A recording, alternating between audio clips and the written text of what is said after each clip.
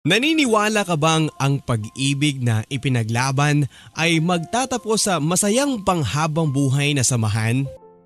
Magandang araw po mga kabarangay, ako po si Papa Dudot at sa araw na ito ay inyo pong mapapakinggan ang natatanging kwento ng buhay at pag-ibig mula sa kabarangay po natin na nagpapatago sa pangalang Jeline.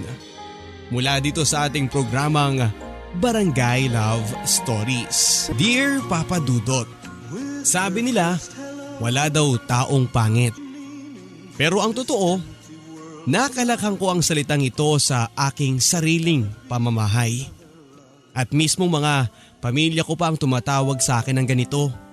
Hindi naman talaga ako pangit, ngunit kapag itatabi sa mga kapatid ko, nagiging pangit talaga ako. Ewan ko ba kung bakit hindi ako nagmana ng kagandahang pisikal ng mga magulang ko. 4 kaming magkakapatid. Kambal na babae ang mga panganay naming sina Ate Carla at Ate Carol. Bunso naman si Andrew. Si Ate Carol ay lumaking exposed sa mga beauty contest.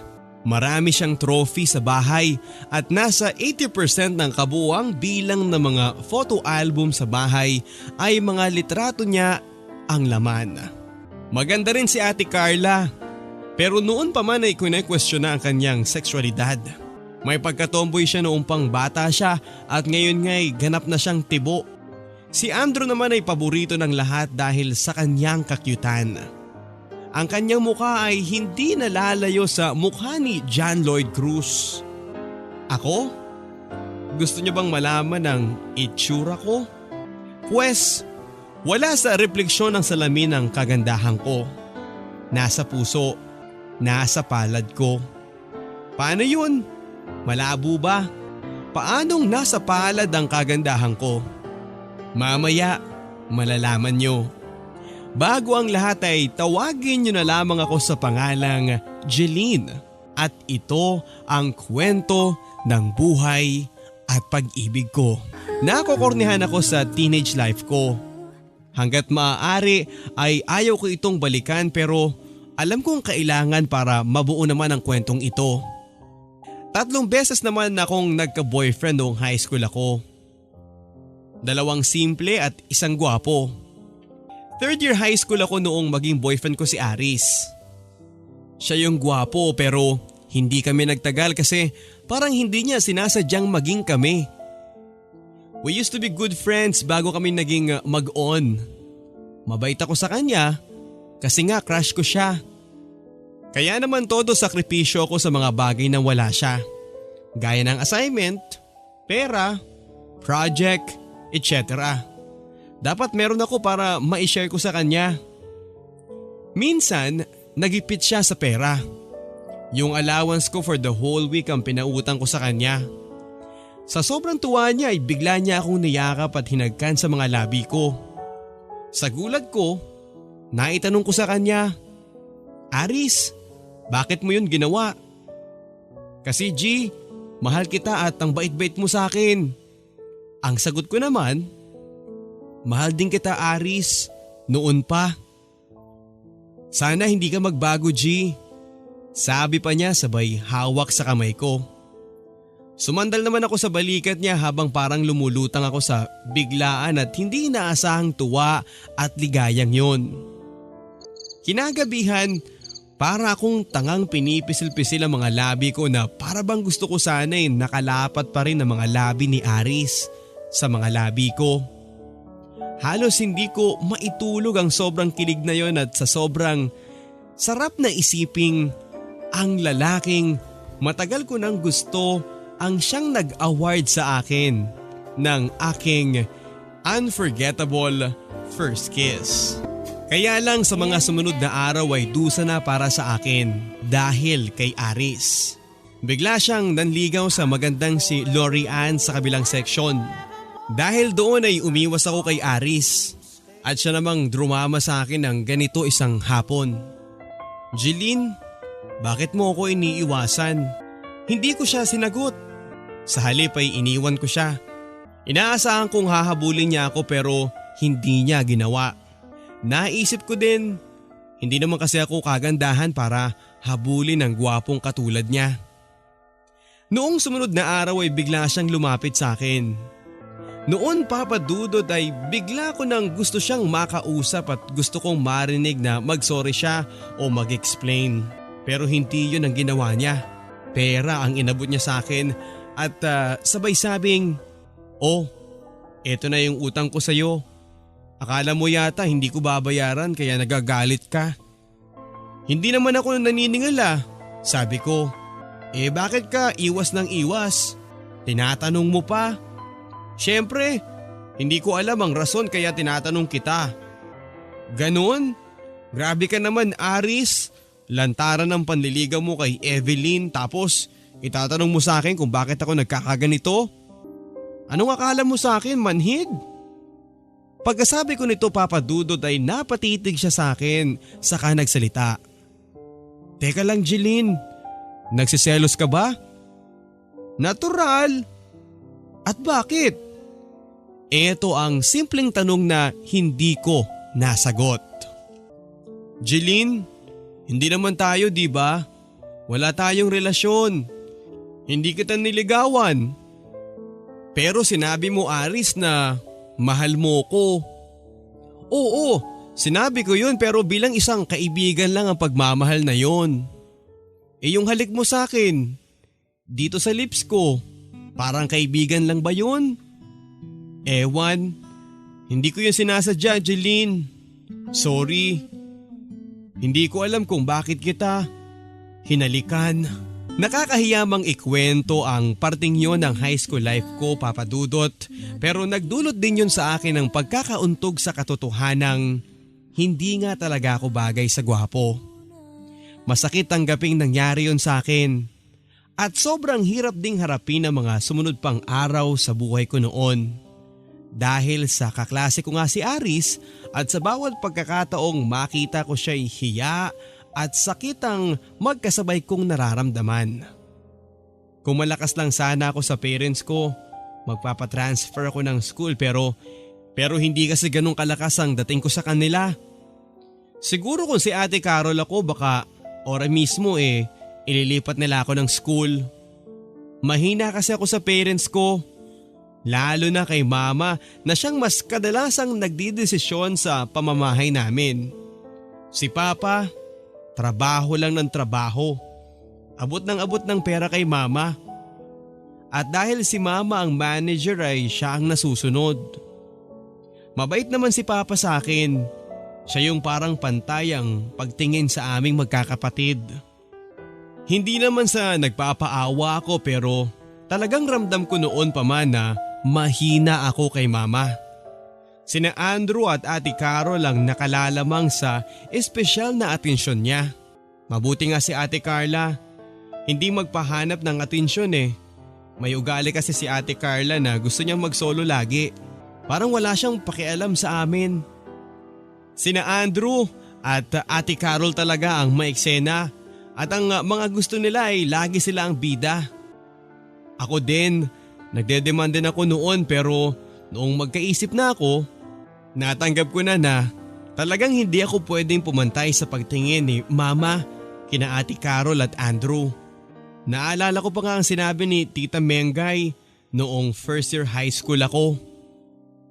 "Paano naman kasi Jeline Wala ka namang naiakyat na karangalan sa pamamahay nyo. Kahit isang medalya o trophy lang, wala. Paano matutuwa ang mama mo sa'yo? Aber, naaalala ko pa noong second year high school ako. Birthday ni Mama noon at nagregalo si Papa sa kanya ng bagong sala set na may napakalaking center table. Sa ilalim ng center table ay may mga lalagyan ng photo album. So yung mga photo album na dati nang nakatago sa cabinet, inilabas ni Mama at maliban lang sa 2 photo album. Yung photo album ng parents ni Papa at yung photo album ko. Gusto kong umiyak noon pero sa halip na isiksik ko din ang photo album ko sa espesyal na lalagyan sa ilalim ng bagong center table, ay kinuha ko na lang yon at itinago sa cabinet ko. Nandun lahat ng picture ko, Mula noong maliit ako hanggang sa pinaka-latest picture ko noong high school na ako. Sa litrato ko noong maliit ako, parang mahal na mahal naman ako ni mama kasi karga-karga niya ako. Hinahagkan at magagarbo din ang mga birthday ko ayon sa mga litratong yon. Dahil maraming balloons at malalaking cakes at maraming regalo. Nagtataka lang talaga ako dahil noong lumaki na ako, naglaho na ang espesyal na pagturing sa akin ng ina ko. Kaya nga noong nagdudusa ako dahil sa ginawa sa akin ni Aris, wala man lang akong mapagsabihan. Kahit sa best friend kong sina Janice at Judith, hindi ko yun masabi dahil baka pagtawanan lang nila ako. Lalong hindi ko kayang sabihin sa mama ko dahil alam kong mas malakas ang magiging tawa niya sa akin kahit naliligo na sa dugo ang puso ko. Hindi kagaya ni Ate Carol, masugatan lang ng konti, matataranta na si mama sa pagkuha ng gamot. Ang tagal din papadudot bago ko nalagpasan ang sakit na dinulot ni Aris sa akin. Laking pasalamat ko nga noong 4th year na ako. Na-demote ako ng section. Napunta ako sa section 3. Naiwan sa section 1 si Aris. Pinagalitan at nilait ako ni mama at ng mga kapatid ko noon pero okay lang. Sanay na ako sa kanila. Inisip ko na pabor pa rin sa akin ang pagkakademote ko dahil makakatulong yun sa akin para makamove on. Lalo na't agad na dumiga sa akin ang kaklase kong si Wesley. Ang ganda ng pangalan, di ba? Wesley. Saan ka pa? Pero ang mukha niya, hindi rin nalalayo kay Afro-American artista na si Wesley Snipes. Pero wag ka ha, napakaputi ni Wesley. Kung yung Hollywood actor na si Wesley ay maitim, kabaligtaran siya ni Wesley ko. Yun nga lang, pareho silang hindi nagkakalayo ng mukha. Kaya nga sa pangaasar noon kay Wesley, mukha daw tong kabayo. At ang kantang White Horse, kinakantahan pa nga siya kapag aasarin siya eh. Ganito yung kanta. If you wanna ride, to ride the white horse. Wala akong naramdaman para kay Wesley. Sa totoo lang. Pero napakabait niya sa akin at lagi akong espesyal sa kanya kaya hinahayaan ko lang siyang manligaw. Hindi ko naman alam na paglaon ay mahuhulog din pala ang loob ko sa kanya sa kabila ng kapangitan niya. Pero alam mo ba papadudot na sa kabila din ng kapangitan niya ay lolokohin pala niya ako? Bigla na lang siyang huminto ng pag-aaral at pagkaraan ng ilang araw ay sumabog ang balita sa classroom namin na may nabuntis pala siyang taga sa kanila at ang pangit na si Wesley. Sa maniwala kayo't sa hindi ay napikot pa. Nagdamdam ako sa ginawa ni Wesley. Nakakahiyaman na aminin ay iniyakan ko rin siya kahit papaano. Pero in fairness to myself ay mas malamang na dulot ng insulto ang sakit na naramdaman ko. Buti na lang ay agad ding may tumulong sa akin para makalimutan ko si Wesley. Ganito ang sabi niya noon. Tutulungan kitang makalimutan mo si Wesley, Jeline. Ganito ang singserong salitang binitawan ni Alfie. Classmate ko din noong 4th year ako. May itsura din si Alfie, masama nga lang. Pero hindi niya alam. Kasi ang alam niya, guwapo siya. Oo, maporma. Kasi may kaya ang pamilya niya. Laging mabango kahit maitim at laging planchado ang uniform at marami siyang accessory sa katawan. Kung hindi nga lang sigurong nakakatawang pagmasdan na kaliwat kanang kamay niya ay may relo, ay gagawin niya eh. Mabuti na lang at alam niyang hindi okay. Kaya ang ginawa niya, MWF siya nagpapalit ng relo. May hikaw din siya pero tinatanggal niya kapag papasok ng gate. Tama. Ganun siya at alam niyang gwapo siya pero siya lang ang nakakaalam. However natouch naman ako sa concern niya. Inulit pa kasi niya after 1 week ang sinabi niyang yon nang makita niyang malungkot ako sa isang sulok. Lumapit siya at ang sabi niya, Jeline, Wala kang mapapala sa pagmumukmok mo.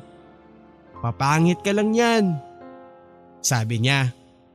Napatingin ako sa kanya para sukatin ang sincerity niya sa sinasabi niyang yun. Feeling ko kasi maganda ako at may taong concern na baka umangit ako. Ang birada pa niya, nandito lang ako, Jeline. Isang taong hindi manluloko sa'yo. At gaya ng sabi ko sa'yo, tutulungan kitang malimot mo si Wesley. Sinagot ko si Alfie after 3 weeks. Wala akong pakialam sa mga naririnig ko sa classmates namin. Basta ang gusto ko noon, ayokong graduate ng high school na loveless. Kaso, bago pa ako makagraduate ay umentrada na si mama sa akin. Nakarating daw sa kanya ang balita na papalit-palit ako ng boyfriend.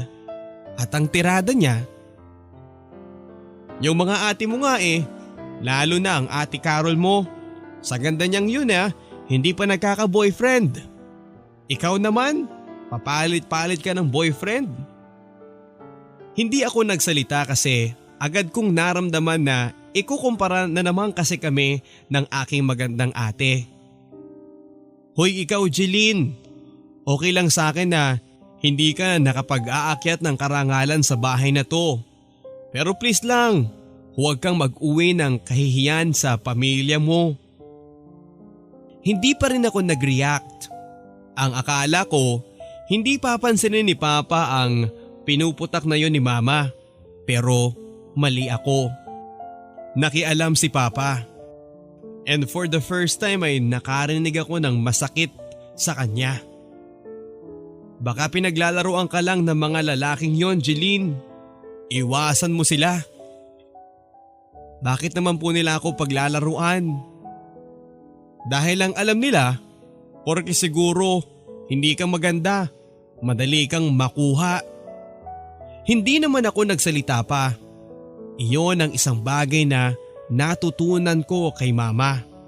Para huwag lalong masaktan at mapasama ay tumahimik na lamang. Umiyak ako sa kwarto ko pero agad na bumukas yun. Nang hinayang ako dahil hindi ko pala nailak. Nakita tuloy ako ni Mama na nagpupunas ng luha. Anong dinadrama-drama mo? Nasaktan ka sa mga narinig mo sa papa mo? Totoo lahat ng yun, Jeline. At ewan ko kung saan ka nagmana. 4th year high school ka pa lang papalit-palit ka na ng boyfriend. Baka ikaw pa ang nanliligaw ha? Dahil yung Aris, kilala ko yun. Kapitbahay ng kumari ko.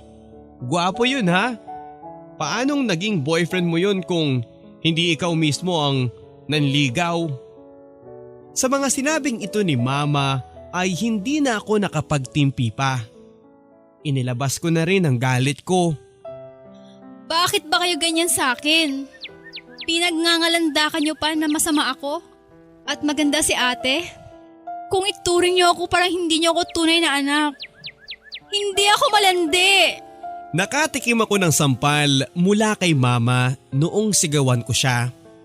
Nagmarka ang sampal na iyon at hindi naman sa mukha ko, pero sa puso at isipan ko. Nagsorry din siya sa ginawa ko pero huli na.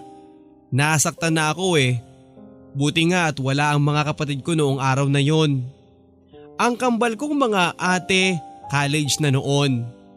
Si Andrew naman ay 2nd year high school pa lang noon pero wala siya sa bahay noong araw na apihin ako ng mga magulang ko. Brinay ko si Alfie para walang masabi ang tsismosang nagraradar kay Mama. Maraming tanong si Alfie kung bakit ko siya biglang brinake. Para hindi siya masaktan, binola-bola ko na lang siya at ang sabi ko, pakiramdam ko kasi Alfie, hindi talaga tayo bagay. Gwapo ka, pangit ako. Pero alam mo kung anong sagot niya? Jeline, mahal kita. Hindi importante sa akin kung hindi ka maganda. Hindi nga ako nakasagot Hinawakan niya ang kamay ko pero tinabig ko ang kamay niya. Alfie, Masyado kang gwapo para sa akin. Alangan ako sa'yo. Pinagkadiinan ko pang sabi kahit labag ito sa kalooban ko. Pero talaga yatang makapal ang mukha niya. Dahil ang sagot niya sa akin, okay, ikaw ang bahala. Kung yan ang gusto mo, ikaw ang masusunod. Nagpag-good shot ako sa parents ko noong bakasyon after graduation ng high school. Inaasahan kong baka sa isang magandang eskwelahan ako pag-aralin. Pero sumapit na ang enrollment, hindi man lang sila nagtanong sa akin kung saan ko gusto mag-aral. Ako pa ang lumapit sa kanila para tanungin kung saan ako mag-e-enroll. Diyan ka na lang sa atin. Napaka-casual na sagot ni mama. Gusto ko nang magwala noon pa man papadudot, pero mabuti na lang at sumabad si papa. Mahirap ang buhay ngayon anak. Kung gusto mo sa kabilang bayan ka na lang. Masama pa rin ang loob ko noon pero okay na lang ako. Ganun talaga Nag-enroll nga ako. Kami ng best friend kong si Janice ang magkasamang nag-enroll at naghanap ng kasera namin. Marami kaming napagtanungan pero puno na. Hanggang sa mapadaan kami sa isang lumang bahay na may cute na lalaki sa harap. Hinila ko si Janice at kunwari nagtanong kami sa cute na lalaki. Oo, meron dito, sagot niya. Maputi siya, cute talaga pero hindi matangkad at hindi rin macho. Maliit pa ang katawan pero ang mukha niya ay panalo talaga. Dito ka rin nakatira? Tanong ko noon sa kanya. Oo, dito rin ako umuupa. Sagot niyang walang kangiti-ngiti. Sinong kasama mo? Mama ko, sagot niya. Noon ay narating na namin ang kinaroroonan ng landlady na kasalukuyang nagmamando sa mga nagre-repair sa mga sirang partes ng boarding house.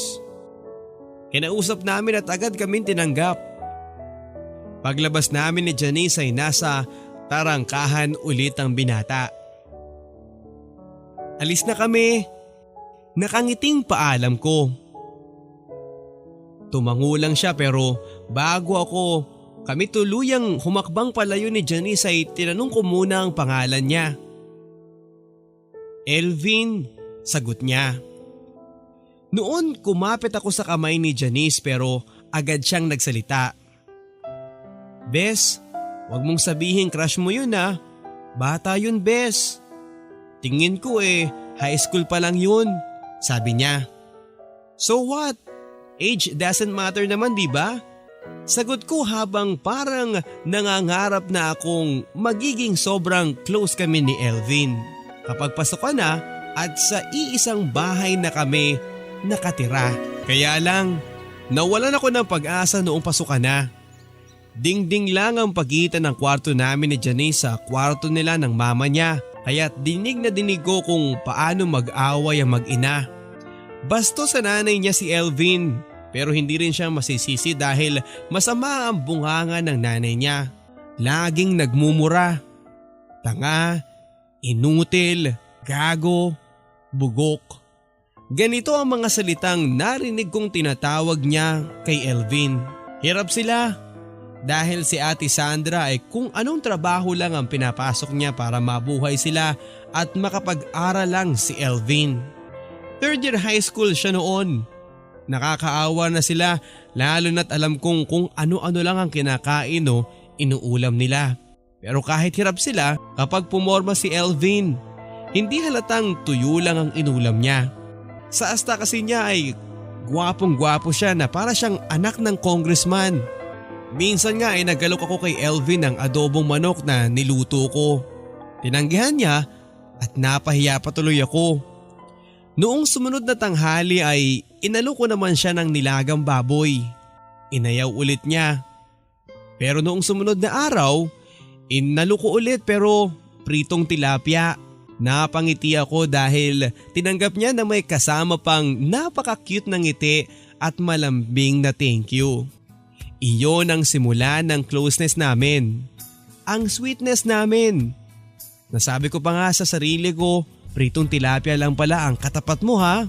Pwes, lahat ng klaseng tilapia ipapatikim ko sa'yo. Sobrang close kami ni Elvin to the extent na nakakapanghiram na siya sa akin ng pera. Pero binibili niya na huwag kong ipapaalam sa nanay niya. Nangangako naman siyang magbabayad siya kapag nagpadala na ang tatay niyang hiwalay na sa nanay niya. Hiwalay na ang mga magulang niya. Ang tatay niya ay may ibang asawa na. Ganon ang kwento. Pero kung minsan daw ay nagpapadala naman ang tatay niya sa kanya. Noong sumunod na semester ay biglang nag-transfer si Janice. Gipit daw ang family niya at mas magastos daw talaga na mag-aral sa eskwelahan namin. Dahil doon ay sinolo ko na ang kwarto namin. At naging tambayan ni Elvin ang kwarto ko kapag nandun ako. Hanggang sa nanligaw na siya. Unang sabi niya, "Wala kang boyfriend di ba?" "Wala." Mabilis kong sagot. "Ligawan kita. Gusto mo?" "Bakit? Nagagandahan ka ba sa akin?" Tanong ko. "Oo." Mabilis niyang sagot. "Huwag mo kong ganyanin Elvin ha. Dati na kitang crush eh." Sabi ko. "Oh, edi hindi ko na kailangan palang manligaw." "Tayo na agad." Sabi niya. "Okay." Sabi ko. Napatitig siya sa akin. "Hindi nga." Sabi niya. "Teka lang kasi, ano bang balak mo? Hindi ako naniniwalang nagagandahan ka sa akin eh." Sabi ko. "Bakit Jeline? Sa tingin mo ba ang pag-ibig ay para lang sa mga gwapo at maganda? Hindi naman lahat nadadaan sa itsura di ba?" "Siguro." Sagot ko. "Mahal kita Jeline. At sana mahalin mo rin ako kahit ganito lang ako." Seryosong sabi niya. Nagkatitigan kami hanggang sa unti-unting inilapit ni Elvin ang mukha niya sa mukha ko. Napapikit na lang ako noong maramdaman ko na ang mga labi niya sa labi ko. Pero hindi lang sa halik nagtapos ang tagpong yon, Papa Dudot. Noong oras ding yon ay naibigay ko kay Elvin ang hindi ko pa dapat ibigay. Dumaan ang mga buwan at taon. Eksperto kami ni Elvin sa pagtatago ng aming relasyon. Malubha din ang aming pag-iingat para hindi ako mabuntis. Ang allowance ko ay hindi ko na solo. Allowance na namin. Pero kapalit naman ito ay ang kabaitan niya at pagmamahal sa akin. Madalas nga ay siya ang nagluluto ng pagkain namin.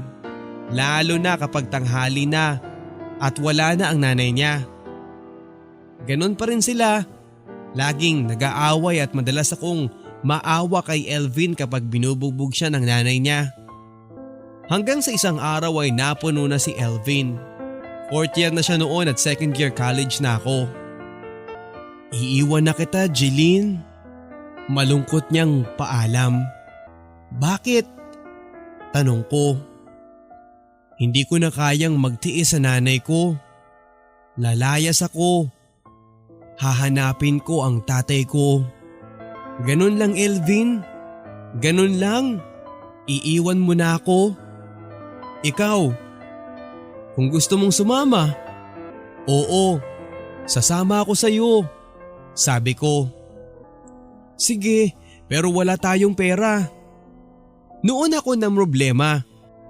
Pero agad din akong nakaisip ng solusyon pero hindi ko tiyakong tama.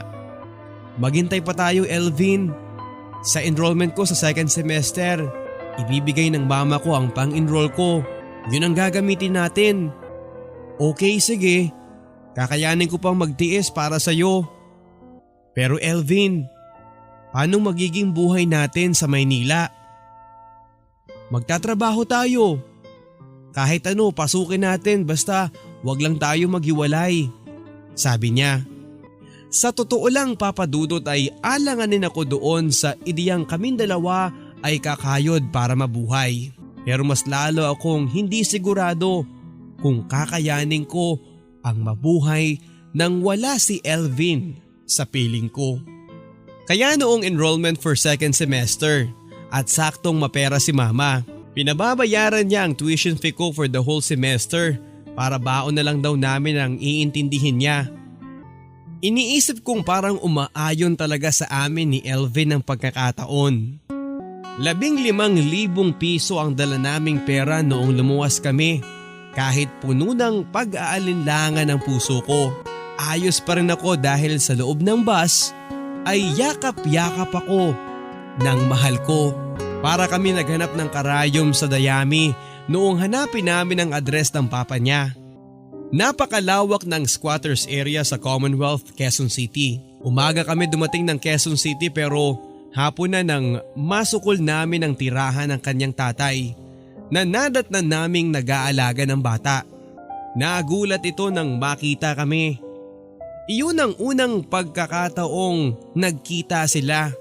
Pero nakilala siya ng tatay niya dahil nagpapadala naman daw siya ng picture niya. Asawa ang pakilala niya sa akin. Tinanggap naman kami pero agad na nagbigay ng panuntunan ng kanyang tatay sa aming pagtira sa kanya. Nasa Malaysia daw ang asawa niya. Domestic helper daw doon at wala pang 1 buwan mula noong umalis. Biglaan daw kaya't maliit pa ang anak nila na iniwan sa tatay ni Elvin. Si Elvin naman ay ipapasok daw ng trabaho sa pabrika at ako ang magtataong bahay muna. Mag-aalaga ng 2 bata. Isang 1-year-old at isang 3 years old.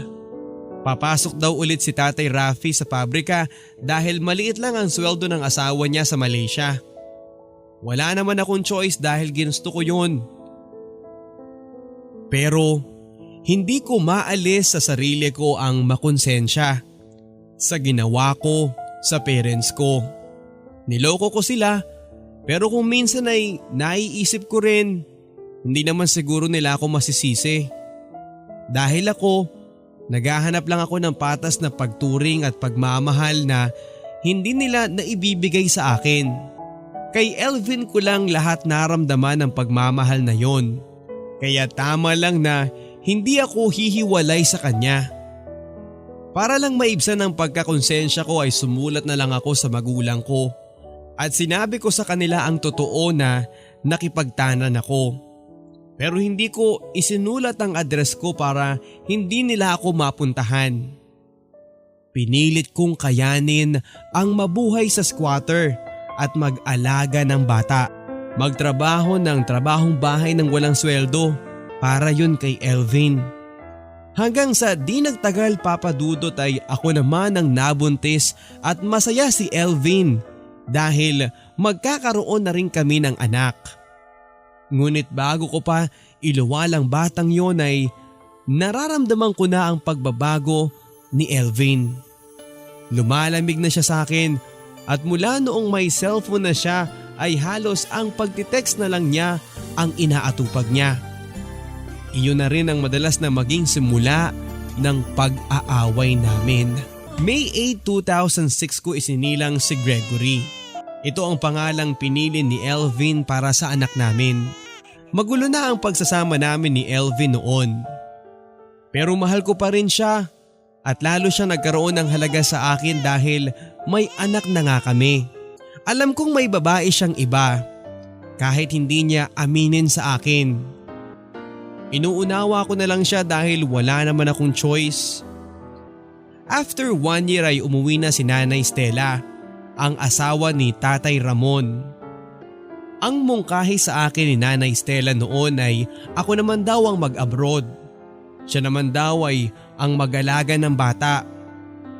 Pati ang anak ko. Sinabi kong 19 pa lang ako pero sabi niya ay madali lang daw gawan yun ang paraan. Ayaw ko sanang mag-abroad pero pinilit din ako ni Elvin. Kaya kahit labag sa kalooban ko'y pikit mata kong sinunod ang kagustuhan nila. Sa Malaysia din ako napunta, papadudot, at pinalad ako magkaroon ng napakabait na amo. Baog ang amo kong lalaki, kaya't wala siyang anak. Maluwag pa nga sila dahil okay lang sa kanila na mamasyal ako kapag wala na akong trabaho habang sila ay nasa mga trabaho nila. Kaya naman nakapapasyal talaga ako. Lalo na sa school na malapit sa kondo kung saan kami nakatira. Sa school kasi ay maraming mga Pinay na yaya at nag-aabang sa paglabas ng mga alaga nila. Doon ay nagkaroon ako ng mga kaibigang Pinay. Si Rosella ang naging best friend ko noon at si Rosella noon ay mayroong textmate na boyfriend na Malaysian. Noong mag-meet sila ay isinama niya ako kaya't naging chaperone nila ako. Napaka-sweet nila sa isa't isa. Kaya naman hindi ko mapigilan noon ng masabik kay Elvin. Pero nasasaktan lang ako kapag nami-miss ko siya. Dahil alam kong habang nasasabik ako sa kanya ay mayroon naman siyang ibang babaeng kapiling. Alam ko yun. Bahagi yun ang dahilan ni Elvin kung bakit gusto niya akong umalis. Upang lalo siyang mas maging malaya sa gusto niyang gawin. Natapos ko ang 2 taong kontrata ko, Papa Dudut. Pero hanggat maaari ay ayaw akong payagan ng mga amo ko dahil gustong gusto nila ako. Kaya lang nasasabik ako masyado sa aking anak kaya't umuwi ako. Wala akong dalang pera kundi ang huling buwang sweldo. Kulang dahil lahat naman ay pinadala ko kay Elvin. Pagdating ko, si Tatay Raffy ang sumundo sa akin sa airport. Hindi raw niya mahagilap si Elvin. Kahit noong nasa bahay na kami, wala pa rin si Elvin. Noon ako kinausap ni Nanay Stella. Kailangan ko raw mahalin ang sarili ko at ang anak ko at kailangan kong gumawa ng desisyon. Kung mananatili ako sa relasyon namin ni Elvin at nagmumukhang tanga o humayo na lang. Total ay hindi naman kami kasal. Mahal ko po si Elvin, ganito ang sagot ko. Ang pagmamahal na yan na maglulugmok sa'yo sa miserableng buhay, Jeline.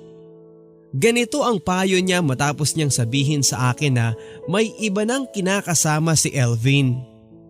Umiyak ako ng ilang oras hanggang sa dumating si Elvin. Ngunit halos hindi man lang niya ako matignan. Hindi rin niya ako iniimikan. Kumain lang siya at pinapanood ko lang pero agad ding aalis pero hinarang ko siya sa pinto. Agad siyang nagsalita. Kunin mo na ang anak mo kung gusto mo. Umalis kayo. Wala akong pakialam kung saan kayo pupunta. Ganito ang sinabi niya, sa kanya tinabig ang kamay ko na nakaharang sa hamba ng pinto. Umalis siya at ang usok ng sigarilyong ibinuga niya ang iniwan niya sa akin. Muli akong lumuha pero hindi ako makapag-isip. Hindi ko alam kung saan ako pupunta. Hanggang sa naisipan kong umuwi muna sa amin. Pero iniwan ko muna ang anak ko kay Nanay Stella. Madilim na nang makarating ako sa harap ng bahay namin at bunganga kaagad ni Mama ang narinig ko. Malakas at galit. Si Andrew ang pinapagalitan. Narinig ko siyang nagmumura pero nagulat ako nang magmura din sa kanya si Andrew. Kasunod nun ay bulyaw ni Papa ang narinig ko. Nagmura din kay Mama hanggang sa maingay na. Magulo na. Napaiyak na lang ako at nagtataka kung bakit ganun ang pamilya ko. Bakit si Papa? Matapang na. Bakit si Andrew? Wala nang galang kay Mama. Subalit sa kabila ng pagtatakang ito ay nanaig sa akin ang takot at pagdadalawang isip na magpakita.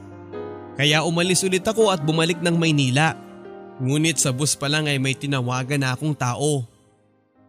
Ang sabi ko, I will go back. Please, accept me again. Pakiusap ko yun sa amo kong babae.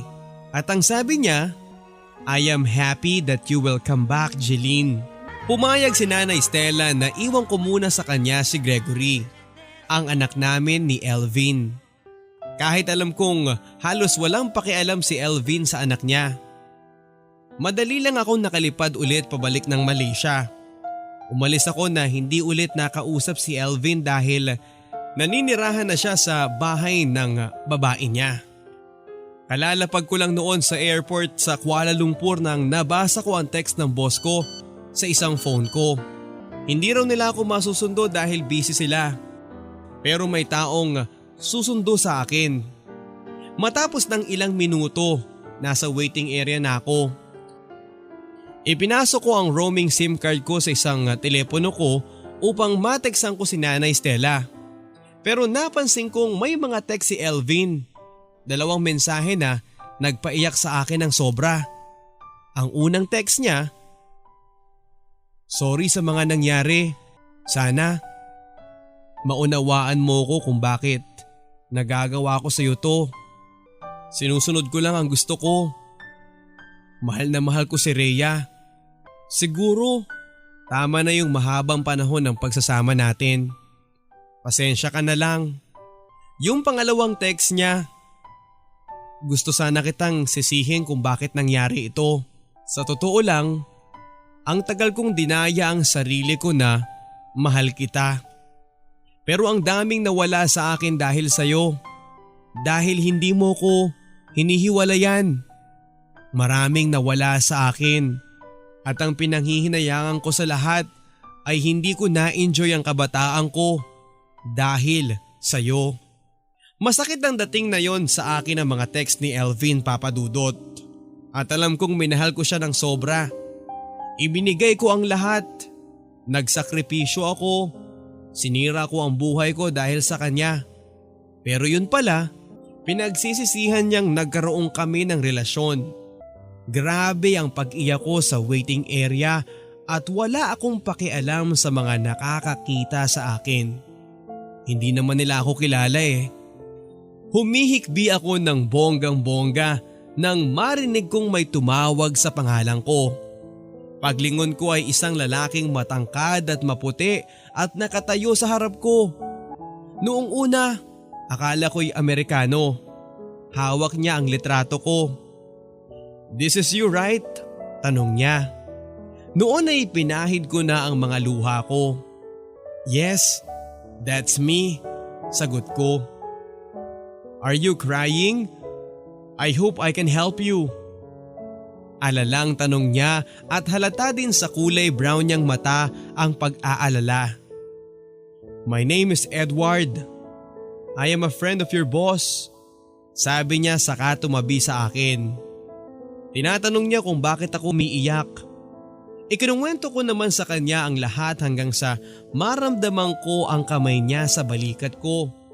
Saka sinabing, "Cheer up, Jillian. He is not the last man on earth. If you can love me, I will promise to you that I will love you," sabi niya. Inisip ko nagbibiro siya dahil iyon ang unang pagkikita namin pero base sa nakita kong expression sa mga mata niya ay hindi siya nagbibiro. Pero sabi ko, "You seem to be so fast, Edward. This is our first meeting," sabi ko. "Yes, but I've known you for so long because your boss told me much about you. And I have this desire to marry a Filipina like you. Hope you like me and I will bring you to New Zealand." Hindi ako nakasagot sa mga sinabing ito ni Edward. Hinawakan niya ang kamay ko saka muli niyang pinagmasdan ang mukha ko.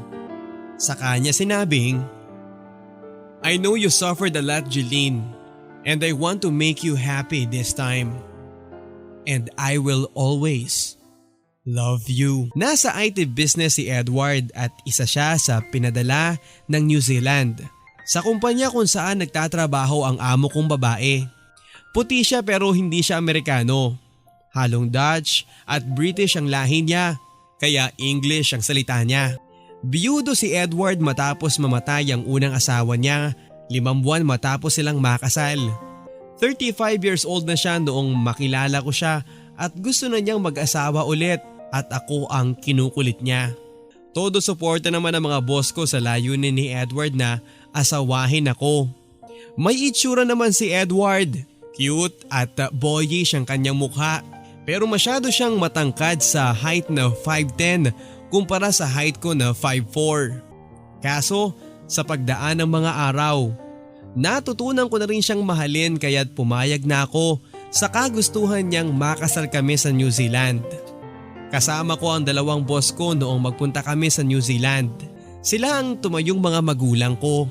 Dati nang may sariling bahay si Edward. Binili niya noong siya'y nag-asawa. Malaki ang bahay at maganda. Doon kami tumira ng boss kong Malaysia noong magpunta kami doon. Hindi ko sinabi kay Nanay Stella ang tungkol kay Edward sa regular kong pagtawag sa kanya upang kumustahin ang anak ko. Regular din ang pagpapadala ko sa kanya ng pera para sa pagtustos ng pangangailangan ng anak ko. Matapos ang kasal namin ni Edward, sandali kaming nagbakasyon sa Hamilton sa New Zealand. Pero pagkatapos nun ay bumalik din kami ng Malaysia dahil hindi pa tapos ang project ni na Edward doon. Nanilbihan pa rin ako ng 3 buwan bilang kasambahay ng mga amo ko habang naghahanap sila ng kapalit ko. Pero hindi na ako nakatira sa kanila dahil nagsasama na kami noon ni Edward sa apartment niya. Mabait si Edward, Papa Dudot. Sweet, malambing at siya'y tunay na hulog ng langit sa akin. Nung inaamo pa lang niya ako'y nasabi ko na sa kanya ang tungkol sa anak ko at ang gusto niya ay kunin ko ito at ituring daw niya itong tunay na anak. Ito ang dahilan kung bakit ako umuwi sa Pilipinas. May 3 buwan pa si Edward sa Malaysia. After 3 months ay kailangan kong makabalik doon dahil uuwi na kami sa Hamilton. Kaya nang umuwi ako dito ay hindi ko inaasahang sa pag-uwi kong ito ngayon ay bubulaga sa akin ng ilang mga sorpresang buong tatag kong hinarap. Una, pagdating ko sa bahay ni Nanay Stella ay nadatnang kong inaalagaan ni Elvin si Gregory. Masaya silang naglalaro. Hindi ko sinabi kay Nanay Stella na darating ako. Pero natasya ko sa nadatnang kong itsura ni na Gregory at Elvin sa maliit na salas. Nakasakay si Gregory sa likod ni Elvin habang si Elvin naman ay lumalakad na parang baboy. Nagulat si Elvin noong makita niya ako. "Nandito pa lang mami mo anak," sabi niya kay Gregory. Pero hindi ako kilala ng anak ko. "Kumusta?" tanong ni Elvin. Guwapo pa rin siya at malaki na ang katawan. "Okay lang, nandito ako para kunin si Gregory." Sabi kong pinilit umiwas sa tingin niya. Para kasing anumang oras ay mahuhulog muli ang loob ko sa mga titig pa lang niya. Hindi ko maaaring itanggi na sa kabila ng lahat ng nangyari ay nasa puso ko pa rin si Elvin.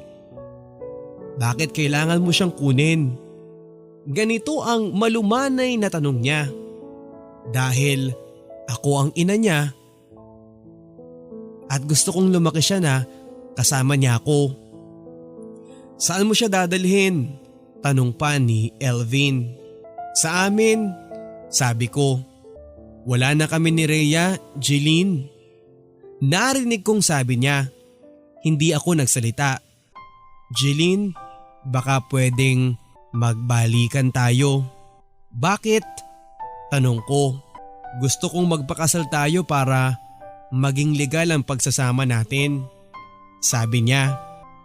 Sa halip na lumambot ang puso ko noon ay tumigas pa ito.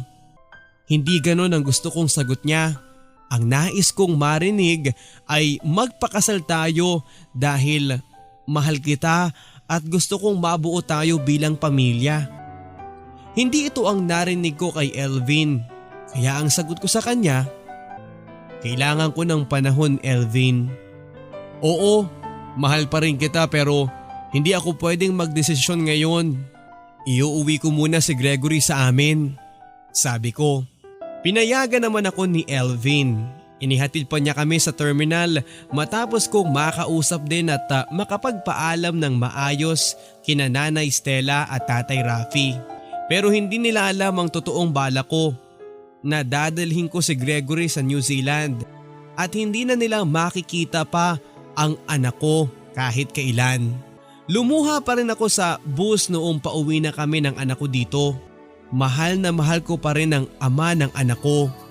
Pero alam kong wala nang pagkakataong pagbigyan ulit ang puso ko. Dahil kasal na ako kay Edward. Pagdating namin sa bahay ng parents ko, nadatnang kong kahabag-habag ang itsura ni mama. Payat, losyang, pangit at may pasapa sa mukha. Umiyak siya noong makita niya ako. Niyakap niya ako at umiyak sa pagmamakaawa. Naguluhan ako sa sitwasyong yon kaya pinagkwento ko siya. At sa kwento ni mama ay sobra akong naawa sa kanya. Noong magtanam pala kami ni Elvin ay nag-abroad si Papa sa Saudi. 2 taon siya doon at si Mama ay natukso sa ibang lalaki. Nalaman yun ni Papa at ng lahat ng mga kapatid ko. Dahil doon ay nawala ng respeto at pagmamahal ang aking pamilya kay Mama. Lahat sila.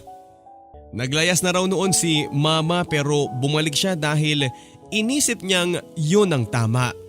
Pero sa pagbabalik niya ay ginawa na siyang alipin ni na Papa at ng mga kapatid ko. Noong araw ding iyon ay pinagbihis at pinagmakeup ko si Mama. At habang nag-iimpake siya ay tinawagan ko si Edward. Sinabi kong isasama ko ang mama ko sa New Zealand para may kasama kami. Natuwa naman siya pero nagbago nga lang ang plano. Hindi na kami pupunta ng Malaysia.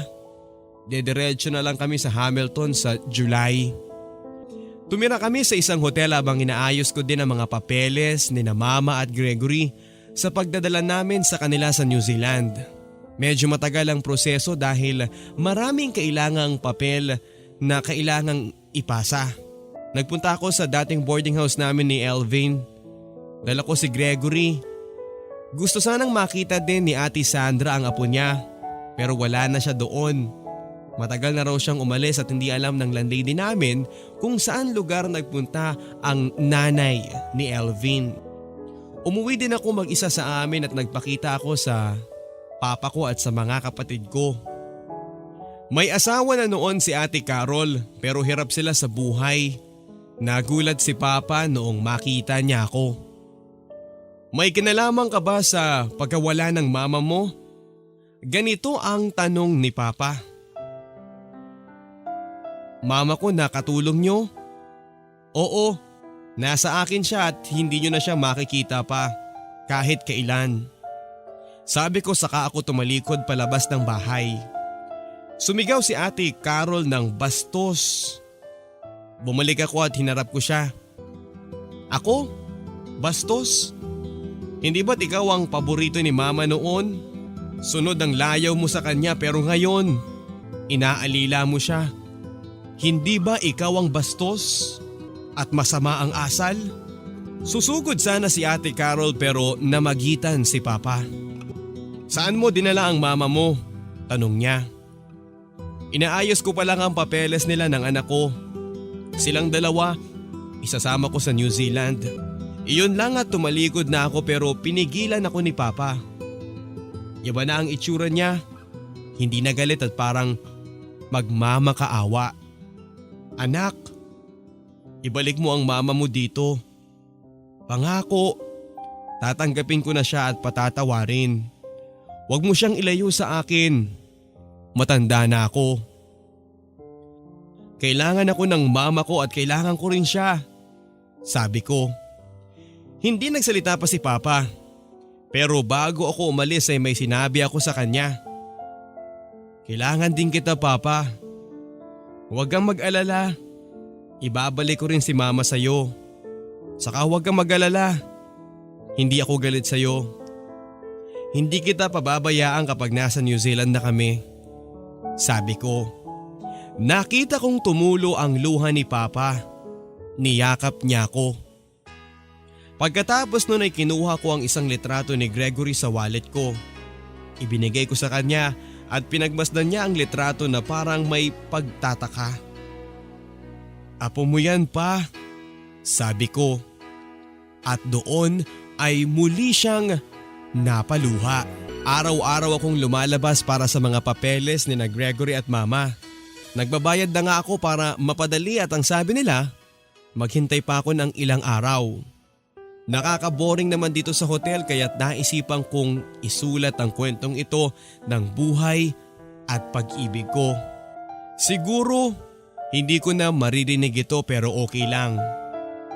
Ang hiling ko lang naman ay sana'y mapabilang lang ang kwento ko sa programang ito na noong ko pa sinusubaybayan. Hangad ko ring kapulutan din sana ng aral at inspirasyon ng kwentong ito ng buhay at pag-ibig ko.